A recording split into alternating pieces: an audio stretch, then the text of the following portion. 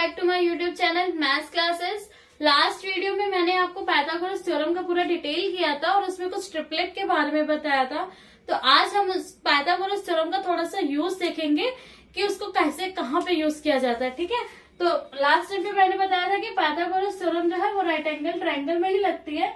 ये greatest angle होता है तो ये ग्रेटेस्ट साइड होती है जिसे हम हाइपोटेन्यूज कहते हैं। ये आपकी परपेंडिकुलर डिस्टेंस होती है और ये आपका बेस होता है। तो पाइथागोरस आइडेंटिटी क्या कहती है कि अगर हम हाइपोटेन्यूज का स्क्वायर करें तो वो हमें perpendicular square plus base square के क्या मिलता है, इक्वल मिलता है। ठीक है, तो देखिए इस आइडेंटिटी का हम यूज कैसे करते हैं। जैसे मान लीजिए आपको कोई भी दो आपको डायमेंशंस दी गई है, लाइक अगर आपको परपेंडिकुलर दिया है, बेस दिया है, तो आप हाइपोटेन्यूज निकाल सकते हैं। ठीक है, अगर आपको हाइपोटेन्यूज बेस दिया है तो आप परपेंडिकुलर निकाल सकते हैं, और अगर आपको परपेंडिकुलर और हाइपोटेन्यूज और परपेंडिकुलर दिया है तो आप इसे बेस निकाल सकते हो। लास्ट में मैंने आपको 3, 4, 5 एक बताया था ट्रिपलेट, जो इनके आंसर्स अगर हम ज्वाइन करके निकालते हैं तो जो आंसर हमें फाइनल मिलता है वो पाइथागोरस ट्रिपलेट उन्हें कहा जाता है।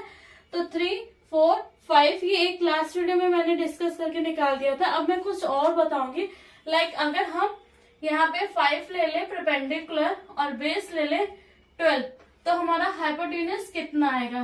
ठीक है, तो यहाँ पे देखिए बाय यूजिंग पाइथागोरस थ्योरम, मैं स्पेलिंग पूरी नहीं लिख रही हूँ, आप इसे समझ जाएगा। पी डॉट का मतलब Pythagoras theorem. We know that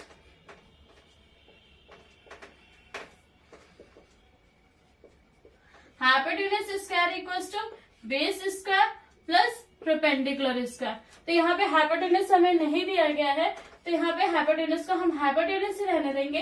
base हमारे कितना दिया गया है 12 और परपेंडिकुलर दिया गया है 5। ठीक है, अब यहाँ पे 12 का स्क्वायर 144, 5 का square 25, we get the answer 169। यानी कि आपकी वैल्यू आई हाइपोटेन्यूज स्क्वायर की वैल्यू आई, हाइपोटेन्यूज की नहीं आई।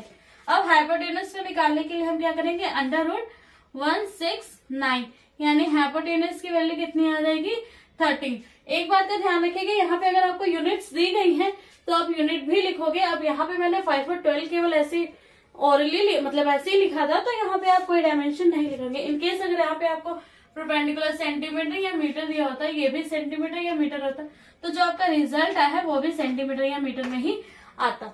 ठीक है, तो 3, 4, 5 और ये आपको आ गया 5, 12, 13 ये भी।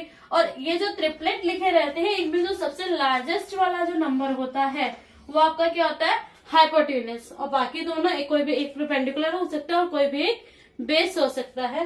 तो कुछ कॉमन जो ट्रिपलेट हैं वो मैं आपको बताना चाहूंगी। 13 and the next one is 7, 24, 25 and the third one is the 8, 15, 17 and next 9, 40, 41 and the next one is the 20, 21 and 29। ये आपके कुछ ट्रिपलेट्स कॉमन ट्रिपलेट्स है जो हमारे क्वेश्चंस में यूज होंगे। तो बेहतर यही होगा कि अगर हम इनको लर्न कर ले, यानी अगर हमें परपेंडिकुलर या बेस इतना दिया तो हम डायरेक्टली हाइपोटेन्यूज की वैल्यू 13 लिख सकते हैं, या अगर परपेंडिकुलर 7 या 24 दिया तो हाइपोटेन्यूज हम डायरेक्टली 25 लिख सकते हैं, और अगर हाइपोटेन्यूज 41 बेस या परपेंडिकुलर 40 दिया है तो हम यहाँ पे 9 लिख सकते हैं। ठीक है, तो ये कुछ कॉमन ट्रिपलेट्स है, पाइथागोरस ट्रिपलेट, यहाँ पे मैं लिख दे रही हूँ ट्रिपलेट। ठीक है, अगर आप इन्हें लर्न कर ले तो बहुत अच्छी बात है, नहीं तो फॉर्मूला तो आपको पता ही है, आप निकाल सकते हैं। Stay tuned for the more videos. Thank you guys.